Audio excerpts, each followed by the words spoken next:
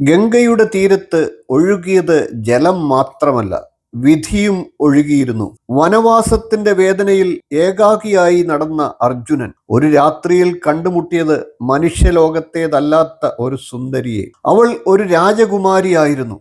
പക്ഷേ ഭൂമിയിലെയല്ല, നാഗലോകത്തിലെ. പ്രണയത്തിനായി ലോകങ്ങൾ കടന്നവൾ, ധർമ്മത്തിനായി ജീവൻ സമർപ്പിച്ചവൾ, മരണത്തിൽ നിന്ന് പോലും ഭർത്താവിനെ തിരികെ കൊണ്ടുവന്നവൾ. അവളുടെ പേര് ഉലൂപി. ഭൂമിക്കടിയിലെ അത്ഭുത ലോകം, മണിമണ്ഡപങ്ങളും രത്നഭിത്തികളും നിറഞ്ഞ നാഗലോകം. അവിടുത്തെ രാജാവായ കൗരവ്യ നാഗരാജാവിന്റെ മകളായിരുന്നു ഉലൂപി. അവളുടെ കണ്ണുകൾ നീല സമുദ്രം പോലെ ആഴമുള്ളതായിരുന്നു. മുടി മഴമേഘം പോലെ കറുത്തതായിരുന്നു. വാക്കുകൾ വീണയുടെ സംഗീതം പോലെ മധുരമുള്ളതായിരുന്നു. പക്ഷെ സൗന്ദര്യത്തെക്കാൾ വലുതായിരുന്നു അവളുടെ ഹൃദയം. വീരത്വത്തെ ആദരിക്കുന്ന മനസ്സ്, സത്യത്തെ സ്നേഹിക്കുന്ന ആത്മാവ്. പാണ്ഡവർ വനവാസത്തിലായിരുന്ന കാലം, ഒരു പ്രതിജ്ഞാലംഘനം കാരണം അർജുനൻ സ്വമേധയാ ദേശാടനം നടത്തി. കാടുകളും പർവ്വതങ്ങളും കടന്ന് ഒരു രാത്രി അദ്ദേഹം ഗംഗാതീരത്തെത്തി. ചന്ദ്രപ്രകാശത്തിൽ വെള്ളിമണിയായി ഒഴുകുന്ന ഗംഗ. അർജുനൻ ജലത്തിലിറങ്ങി സ്നാനം ചെയ്തു.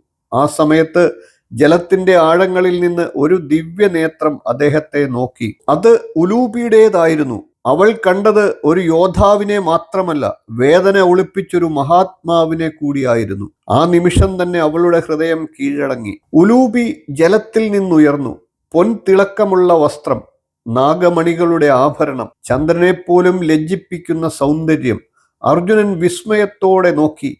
"നീ ആരാണ്?" അവൾ മൃദുസ്മിതത്തോടെ പറഞ്ഞു, "ഞാൻ നാഗരാജകുമാരി ഉലൂപി. നിങ്ങളെ കണ്ട നിമിഷം എൻ്റെ മനസ്സ് നിങ്ങളുടേതായി." അവൾ അർജുനനെ നാഗലോകത്തിലേക്ക് ക്ഷണിച്ചു. ധർമ്മ സംശയത്തിൽ നിന്ന അർജുനനോട് അവൾ പറഞ്ഞു, "സ്നേഹം അധർമ്മമല്ല, സത്യമായ ഹൃദയം ഒരിക്കലും തെറ്റല്ല." ഉലൂപി അർജുനനെ ഗംഗയുടെ അടിയിലൂടെ നാഗലോകത്തിലേക്ക് കൊണ്ടുപോയി. അവിടെ രത്നസ്തംഭങ്ങൾ നിറഞ്ഞ കൊട്ടാരങ്ങൾ, മണിമാളികകളിൽ ദീപപ്രഭ, സർപ്പരാജാക്കന്മാരുടെ സംഗീതം. ആ ദിവ്യലോകത്തിൽ ഉലൂപിയും അർജുനനും വിവാഹിതരായി. ആ രാത്രിയിൽ പ്രണയം ഭൂമിയുടെയും പാതാളത്തിന്റെയും അതിരുകൾ തകർത്തെറിഞ്ഞു. അവരുടെ ദിവ്യ സംഗമത്തിൽ ജനിച്ചു വീരപുത്രനായ ഇരാവാൻ. അർജുനന്റെ ധൈര്യവും ഉലൂപിയുടെ മായാശക്തിയും രണ്ടും ചേർന്ന അത്ഭുത ശിശു. എന്നാൽ വിധി ദൈർഘ്യമേറിയ കുടുംബജീവിതം അനുവദിച്ചില്ല. അർജുനന് തന്റെ യാത്ര തുടരണം. ഉലൂപി പുഞ്ചിരിയോടെ വിട പറഞ്ഞു. "പോകൂ, നിങ്ങളുടെ ധർമ്മം നിങ്ങളെ വിളിക്കുന്നു." അർജുനൻ പോയി. ഉലൂപി നാഗലോകത്തിൽ മകനെ വളർത്തി.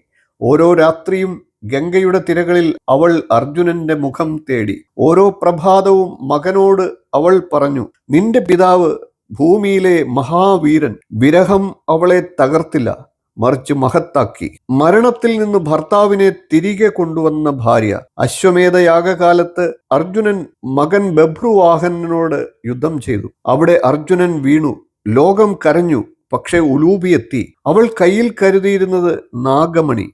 ആ ദിവ്യമണിയുടെ ശക്തിയാൽ അർജുനനെ വീണ്ടും ജീവിപ്പിച്ചു. സ്നേഹം മരണം പോലും ജയിക്കും. ഉലൂപി അത് തെളിയിച്ചു. ഉലൂപി ഒരു രാജകുമാരിയായിരുന്നു. അതിലേറെ ഒരു പ്രണയിനി, ഒരു മാതാവ്, ഒരു ധർമ്മപത്നി, ഒരു ജീവൻ രക്ഷക. മഹാഭാരതത്തിൽ പലരും യുദ്ധം ചെയ്തു. പക്ഷേ ഹൃദയം കൊണ്ട് ജയിച്ചവൾ ഉലൂപിയായിരുന്നു. ചരിത്രം പലപ്പോഴും വാളുകളുടെ ശബ്ദം മാത്രം രേഖപ്പെടുത്തും, പക്ഷേ ഹൃദയത്തിന്റെ മൗനം മറക്കും. അർജുനന്റെ വിജയങ്ങൾക്ക് പിന്നിൽ ഒരു നാഗരാജകുമാരിയുടെ സ്നേഹമുണ്ടായിരുന്നു. ഉലൂപി ലോകങ്ങൾ കടന്ന് പ്രണയിച്ചവൾ, മരണത്തെ തോൽപ്പിച്ചവൾ. ഇതുപോലുള്ള മഹാഭാരതത്തിലെ മറഞ്ഞ കഥകൾക്കായി കഥാസരിത് സാഗരം എന്ന ചാനൽ സബ്സ്ക്രൈബ് ചെയ്യൂ. വീഡിയോ ഒന്ന് ലൈക്ക് ചെയ്തേക്കുക. മറ്റുള്ളവർക്കും ഈ അറിവ് ലഭിക്കാൻ ഒന്ന് ഷെയർ ചെയ്യുക. നിങ്ങളുടെ അഭിപ്രായം കമന്റായി അറിയിക്കുക. അടുത്ത ഒരു ദിവ്യ കഥയുമായി നമുക്ക് വീണ്ടും കാണാം. നന്ദി, നമസ്കാരം, ശുഭദിനം.